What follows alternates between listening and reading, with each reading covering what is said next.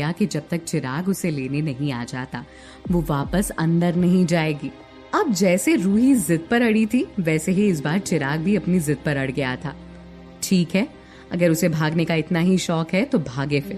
This time I am not gonna run after her. इसका drama जानने के बाद भी बहुत पीछे भाग लिया मैंने। अब नहीं, देखता हूँ कब तक बाहर रहती है, और जब तक भी रहे आई डोंट केयर ना। दोनों पहले वो वाली लड़ाई के बीच में फंसे हुए थे, इसीलिए किसी ने पहल करने की नहीं सोची। इस बात को अब 2 घंटे हो चुके थे। ना चिराग उसे ढूंढने गया और ना ही रूही खुद वापस आई। शाम भी होने वाली थी। अब चिराग का दिल हल्का घबराने लगा था। वो वापस कल रात की तरह किसी पछतावे में नहीं जाना चाहता था, इसीलिए हार कर उसने गार्ड्स को रूही को ढूंढने को कह दिया।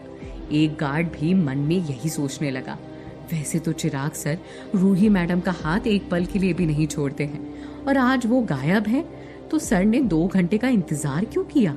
पता नहीं, इन अमीरों का कुछ समझ नहीं आता, क्या अंदर ही अंदर खिचड़ी पकाते रहते हैं। इतने बड़े बंगले में एक लड़की कहाँ छुपी है ये देखते देखते थोड़ा समय लग गया, क्योंकि किसी को अंदाजा नहीं था कि रूही मिट्टी में उन कीड़ों के बीच जाकर छुप जाएगी। लेकिन खैर आखिर में किसी गार्ड ने रूही को वहीं देखा। वहीं बैठे बैठे रूही की आंख लग गई थी। गार्ड सीधा भाग कर गया और चिराग को वहां बुला कर ले आया। चिराग को उसे देखकर अब गुस्सा नहीं बल्कि हंसी आ रही थी। इतने बड़े घर में इसे छुपने के लिए यही जगह मिली थी। उसने तेज आवाज में कहा, रूही उठो यहाँ से जल्दी। चिराग की आवाज से उसकी आंख खुल गई। उसने तुरंत पूछा, टाइम क्या हो रहा है? थोड़ी सी नींद आई। नींद से जागने के बाद रूही यही भूल गई कि वो पागल होने का नाटक कर रही है, और पागल जगते ही किसी समझदार इंसान की भाषा में वक्त नहीं पूछते। उसे ये बात अचानक महसूस हुई और फिर वो एकदम बच्चों की तरह अपनी आंखें मसलने लगी। It's 8 now. आज यहीं सोना है क्या? जल्दी यहाँ से उठो और अपने कमरे में चलो, कम ऑन। रूही हाथ मुंह ऐंठते हुए वहां से जबरदस्ती उठी और चिराग के पीछे पीछे निकल गई। घर में जाते ही रूही ने पूछा, वो गंदी वाली आंटी कहाँ है जो मारती है? किसे गंदी कह रही हो पागल लड़की? लता ने ऊपर से ही हॉल की सीढ़ियों के बीच में खड़े होकर बोला। रूही का हाल तो बुरा था ही, सारे कपड़े गंदे थे। हाथ पैर पर इधर उधर मिट्टी और घास लगे हुए थे। मिट्टी से सने देह में वो कोई ताजा फूल जैसी लग रही थी जिसे बस अभी अभी तोड़ा गया हो। लेकिन कहते हैं ना, खूबसूरती देखने वाले की आंखों में होती है। वो चाहे तो किसी को भी बदसूरत कर दे और चाहे तो किसी को भी हंसी। लता की नजरों में तो रूही इस हालत में बिल्कुल बदसूरत लग रही थी। उसने मन में सोचा, इतने महंगे कपड़े पहने हुए हैं पर देखो कैसे मिट्टी मिट्टी कर रखी है, जैसे अखाड़े में कुश्ती लड़कर आई हो। पागल लड़की, पता नहीं कहां से उठकर यहाँ इस घर में आकर बैठ गई है। लता सीढ़ियां नीचे उतरते हुए बोली, चिराग ये क्या हाल बना रखा है इसने? तू कैसे बर्दाश्त कर रहा है इसे बेटा? इतनी भी क्या आफत आ गई थी कि तूने इससे ही शादी कर ली? देख, अगर तुझे दादू का डर है तो वो बात मुझ पर छोड़ दे, मैं देख लूंगी उन्हें। अब मैं ढूंढूंगी तेरे लिए एक अच्छी सी लड़की, देखना जो तेरे साथ जचे, इस पागल जैसी नहीं। इतना कहकर लता ने रूही के हाथ पर गुस्से से कसकर चूटी काट ली। रूही ने तुरंत मिमियाना शुरू कर दिया। उसने मिमियाते हुए कहा, गंदी आंटी, मुझे मत मारो। चिराग ने देख लिया कि उसकी माँ ने रूही के साथ क्या किया। वो अब रूही और लता के ठीक बीच में आकर खड़ा हो गया। रूही बीवी है मेरी, उसे हाथ लगाने का हक मैंने किसी को नहीं दिया, आपको भी नहीं। इसीलिए आइंदा से इस बात का ध्यान रखिएगा। रूही के इतना परेशान करने के बाद भी चिराग रूही की ढाल बनने से नहीं चूका। चिराग का ऐसा करना लता को बिल्कुल अच्छा नहीं लगा।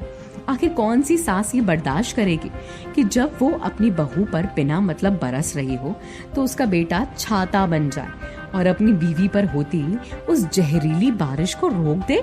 लता भी एक खड़ूस सांस होने की पूरी जिम्मेदारी निभा रही थी और अपने बेटे को अपनी बहू के हाथ से छुड़ाकर अपने चुंगल में लेना चाहती थी, पर ऐसा होता उसे दिखाई नहीं दिया।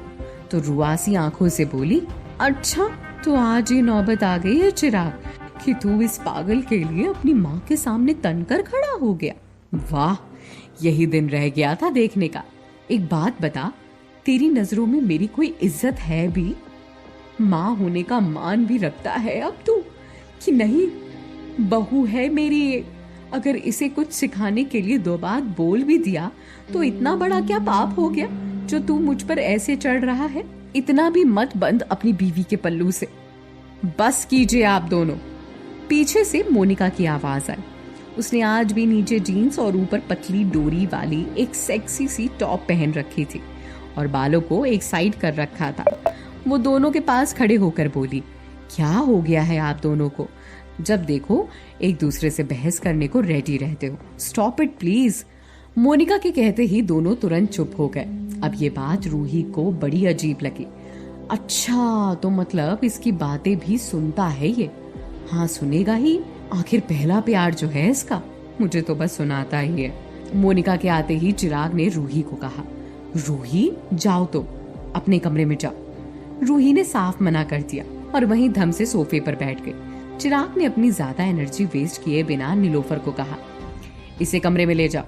अब रूही नाटक नहीं करना चाहती थी क्योंकि फिर वो नीलोफर के लिए मुश्किल हो जाता और वो नीलोफर को बेमतलब अपने नाटक में तंग नहीं करना चाहती थी। इसीलिए तुरंत वहां से उठी और सीढ़ियां चढ़ने लगी। हालांकि वो कई बार पीछे मुड़ मुड़ कर देख रही थी कि उसके जाने के बाद आखिर क्या चल रहा है। उसकी आंखों में मोनिका से एकदम जलन तो नहीं, मगर जलन से करीब करीब जो भी उसे कहते हो वो दिख रहा था।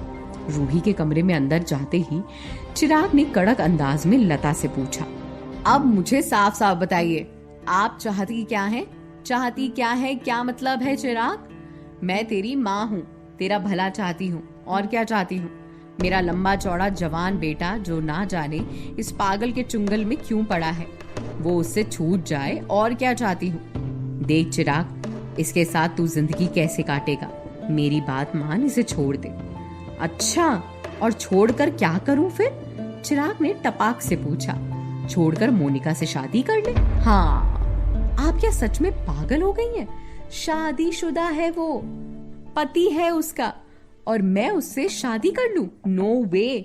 प्लीज अपने ये वाहियात आइडियाज आप अपने पास ही रखिए तो बेहतर रहेगा।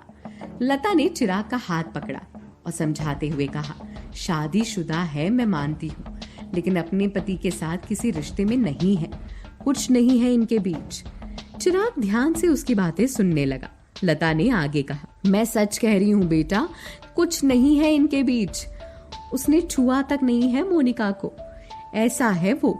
देख, तू पहले भी मोनिका से प्यार करता था और मुझे तो लगता है कि तू अब भी मोनिका से प्यार करता है, बस इससे थोड़ा नाराज सा है। मगर गुस्सा थूक दे बेटा, मोनिका बिल्कुल सही लड़की है तेरे लिए, उस पागल से तो लाख गुना बेहतर है। इस बार रूही के खिलाफ बात सुनते चिराग ने अपनी माँ को कुछ नहीं कहा। लता की बातें सुनने के बाद चिराग की आंखों में पहली बार मोनिका के लिए थोड़ी नरमी दिखाई दी थी, लेकिन वो ये बात भी नहीं भूल सकता था कि मोनिका ने उसे उस आदमी के लिए छोड़ा था, इसीलिए इतनी जल्दी पिघल कर बिल्कुल उसे गले से लगा लेना नामुमकिन था। चिराग ने थोड़े सुलझे हुए शब्दों में मोनिका से हमदर्दी जताते हुए कहा, आई डिडंट नो कि तुम्हारे साथ ये सब चल रहा है।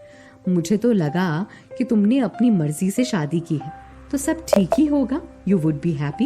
लेकिन खैर, तुम्हें अगर वहां वापस नहीं जाना है तो मत जाओ, यहीं रहो, और कोई भी दिक्कत हो, कुछ चाहिए हो तो मुझे या किसी को भी कह देना, वो कर देगा। All I can say is thank you, Monica ने जवाब देते हुए कहा। चिराग को ये नरमी देखकर लता अंदर ही अंदर चहक रही थी। ऐसा लग रहा था जैसे उसकी बातें चिराग पर काम कर गई हो। तभी चिराग ने लता से कहा, मोनिका यहाँ रह सकती है, लेकिन आप नहीं। मैंने आपका सारा इंतजाम एक रिहैब में करवा दिया है, आज से आप वहीं रहेंगी। रिहैब का नाम सुनकर लता तिलमिला गई। उसने एकदम से हो हल्ला मचाना शुरू कर दिया। मैं यहाँ तेरे फ्यूचर का सोच रही हूँ और तू मुझे अपने घर से निकाल कर फेंकने की बात कर रहा है, वो भी वहां जहां सब एक साथ भेड़ बकरियों की तरह रहते हैं। किसी लायक का नहीं है तू। शर्म आ रही है मुझे तुझे अपना बेटा कहते हुए, जो अपनी माँ को अपनी छत के नीचे नहीं रख सकता। ऐसे बेटे को तो कोख में ही मर जाना चाहिए था। लता ने अपनी बकवास शुरू कर दी। वो तो जहां इस घर में राजपाट बिठाने आई थी, चिराग उसे अब दूध में मक्खी की तरह निकालने की सोच रहा था। ऐसे में उसका पारा चढ़ना तो लाजमी था। लेकिन इससे पहले कि वो इस नाटक को और गंदा करती, हर बाल की खाल निकालती, चिराग ने गार्ड्स को बुलवाया और उसे घर से बाहर निकालने को कह दिया। गार्ड्स ने लता के दोनों हाथ कस के पकड़ लिए, मगर लता आसानी से जाने वाली औरत नहीं थी। वो गार्ड्स और चिराग को लगातार गंदी गंदी गालियां दिए जा रही थी। छोड़ो मुझे, छोड़ो, पुलिस केस कर दूंगी कि मेरे बेटे ने मुझे मारा। तू तो अंदर जाएगा, तेरे ये पालतू कुत्ते भी तेरे साथ ही जाएंगे। छोड़ो मुझे, मैं कह रही हूँ बहुत गलत कर रहा है तू चिराग। देख, तू अपनी माँ के साथ ऐसा नहीं कर सकता चिराग। रोक ले इन्हें, इन्हें बोल मेरा हाथ छोड़ दे। बोलना इन्हें, बोलता क्यों नहीं? लेकिन इतनी चिल्लम चिल्ली, इतना हाथ पैर मारने के बाद भी लता खुद को उस घर में रोक नहीं पाई और गार्ड्स ने उसे गेट के बाहर का रास्ता दिखा दिया। अब तो सारा नजारा देखकर मोनिका के माथे के पसीने छूटने लगे थे। अभी तो चिराग उस पर मेहरबान होकर उसे अपने घर में रखने को तैयार हो गया था, मगर अंदर ही अंदर वो सोच रही थी कि जो आदमी अपनी माँ का धोखा बर्दाश्त नहीं कर सका, उसे अपने घर से घसीट कर निकाल दिया, तो फिर मेरे साथ क्या करेगा? मैंने भी तो आखिर उसे धोखा दिया ही है, कहीं इसका दिमाग ना फिर जाए। वो ये सोच ही रही थी कि चिराग ने कहा, उनकी तबीयत ज्यादा ठीक नहीं है, उनका रिहैब में रहना ही बेस्ट है उनके लिए। उधर रूही ने कमरे में जाते ही दरवाजा बंद कर लिया। उसका चेहरा थोड़ा तमतमाता हुआ लग रहा था। दरअसल आज से पहले तो उसे रत्ती भर भी फर्क नहीं पड़ रहा था कि चिराग ने उस पर कितना ध्यान दिया और कितना नहीं, बल्कि वो तो हमेशा ही ये चाहती थी कि चिराग उससे दूर होकर ही रहे तो बेहतर है, ताकि वो चैन और सुकून के साथ अपना काम कर सके। लेकिन कहते हैं कि इंसान का वक्त और उसकी भावनाएं कब बदल जाएं समझ नहीं आता। बस यही कारण था कि आज रूही को न जाने क्यों इस बात से फर्क पड़ रहा था। पड़ता भी क्यों नहीं, आज मयान में एक नहीं 2 तलवार थी। दोनों में से किसकी धार किस रिश्ते को काटती, ये दांव पर था। क्या रूही चिराग के लिए कुछ महसूस करने लगी थी? क्या लता दोबारा लेकर आएगी अपने साथ कोई और भूचाल? आप लोगों को क्या लगता है, क्या होंगे इन सभी सवालों के जवाब? कमेंट बॉक्स में कमेंट करके जरूर बताएं और सभी सवालों के जवाब जानने के लिए सुनते रहिए अंधाधुन इश्क, सिर्फ पॉकेट FM पर।